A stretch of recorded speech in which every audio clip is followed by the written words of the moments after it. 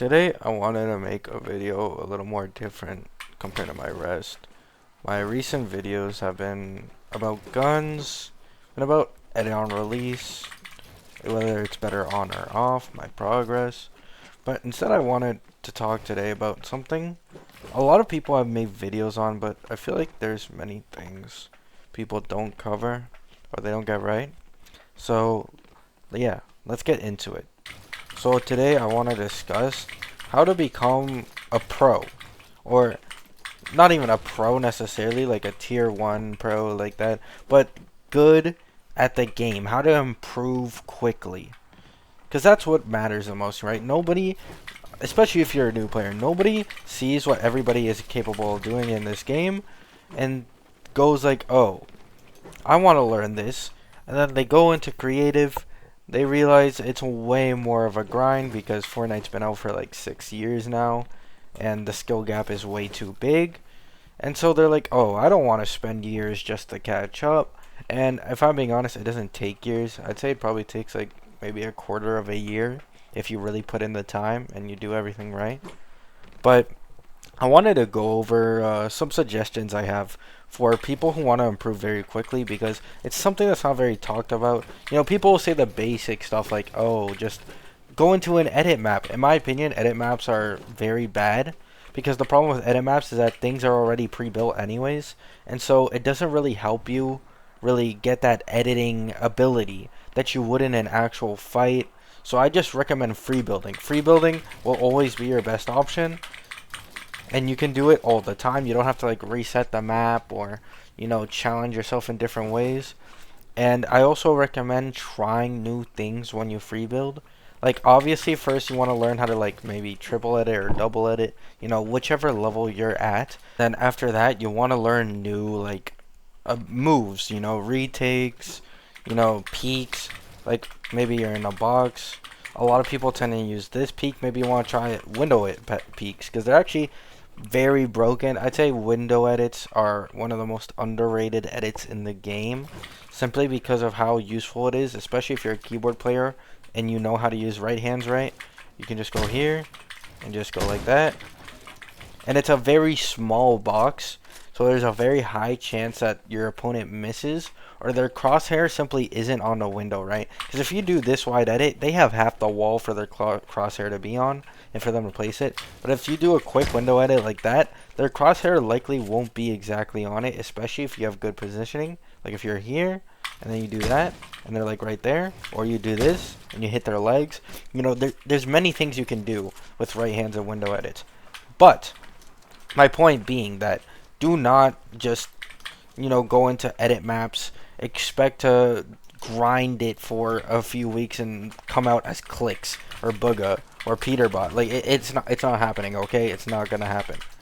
Now, my next tip would be put in the time, put in the work. Now, this used to be my biggest flaw, is that I'd only play in game and I couldn't even make myself like really practice by myself in a creative for longer than 10 to 15 minutes without getting bored. And so here's a thing I have to say is motivation will play a huge factor in your improvement.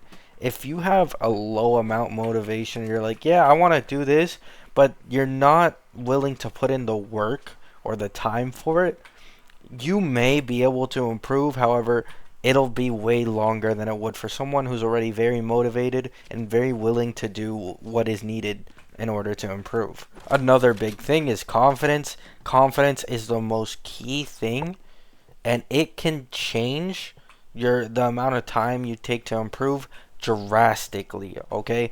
It is very underrated. It's not talked about enough. If you have a low amount of confidence and you go into every fight scared or trying to play around the bush and not doing the edits you need to be doing or the plays you should be doing because you're too scared of taking the fight, everything is going to take longer. Everything.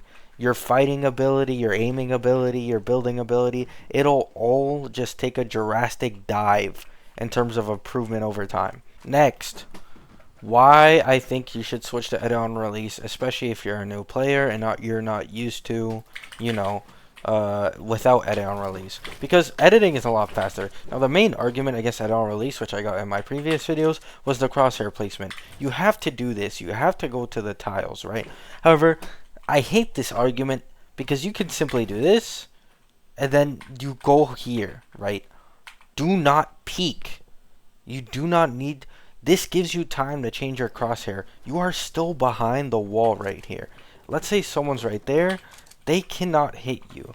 Even if they jump, your head will be like right here. So they can't hit you unless you jump and you're a predictable jumper. And this gives you time to make your crosshair placement. Now, yes, it's slightly worse. It's slightly slower than it would be if you had edit on release off. However, who cares? 90% of the time, it's not going to make a difference. This is the biggest problem with it, is that it just doesn't make a difference. I'll say, oh wait, no, you can just do this normally even with edit on release on. This is all that matters. I'll say the biggest advantage that people don't talk about enough is being able to do this and being able to lift the tiles like that so that you can see more around you. That is the only real advantage having edit on release off has. However, everything else just goes to edit on release. As you can see, I doubt most people could do this with edit on release off. And if they could, they probably have to try a lot harder than I do. So yeah. Now, this is the most important part of all of this to becoming a pro, which is something I don't think people really understand or talk about at all, which is have fun. Having fun is such an underrated aspect towards improving in a game. Because if you don't have fun, if you're not having a good time, if your brain's constantly overloaded and frustrated from trying to learn too much at once or trying to improve too fast, you will improve way slower. It's just the truth. This happened to me where I spent a year straight trying to become way better, and I noticed my progress was it was just terrible, right? It wasn't good at all. And so I took a long break from the game, and then when I came back, I'm not even joking, 2 weeks, 1 to 2 weeks after coming back, I was already significantly better and faster than I was before. And I was like, wait, this is kind of weird. And so I repeated this process probably 3 times throughout the lifetime of this game, and I'm starting to realize that the difference in it is my mentality. When I'm forcing myself, and I'm really tired of trying to grind and improve, I do a lot worse. It's very obvious that I do a lot worse. However, you need to be fully confident that you want to become a pro. Think about the possible future. Think about other options you'd have besides Fortnite. Because another thing, a big problem with kids nowadays, especially with gaming blowing up and streaming blowing up, is that people don't consider other options. And so they put it all into this, and then it overloads their brain. It's too much for them to take, and they just risk it all. And that's not good. You need to be confident that if Fortnite doesn't go well, that you have another option to go to, another job. Just make sure that you'll be safe if Fortnite ends up not working out. Because if you don't do that, it'll always be at the back of your mind, what if I don't become a pro? What if I'm not good enough? What if I wasted all my time? And that is the biggest hindrance towards people becoming pros in this game, is that they give up really early, or they don't give up when they should, and it becomes a problem. It's okay to give up becoming a pro. Your interests can change. It's fine. But you will likely come back after a break. Most Fortnite players do. They always come back after a long break and come back to the game and give it another chance, Then they see how much better everyone got, and they quit and they call the game trash and dead. But that's besides the point. I mean, I go on TikTok and there's people who play no builds ranked thinking that they're better than tier 1 pros. I mean, it's hilarious, really, but that's besides the point. My point is, if you're not enjoying your time playing this game, or if you don't really have the confidence that you really want to grind, don't do it. Don't do it to yourself, because it'll only hurt you in the long run. You won't be able to become a pro with a mentality like that. And the only way you could is if you invested so much time. But even then, I don't think you'll be able to become a top tier pro that way unless you were fully confident that it's what you want. This is all I have for this video.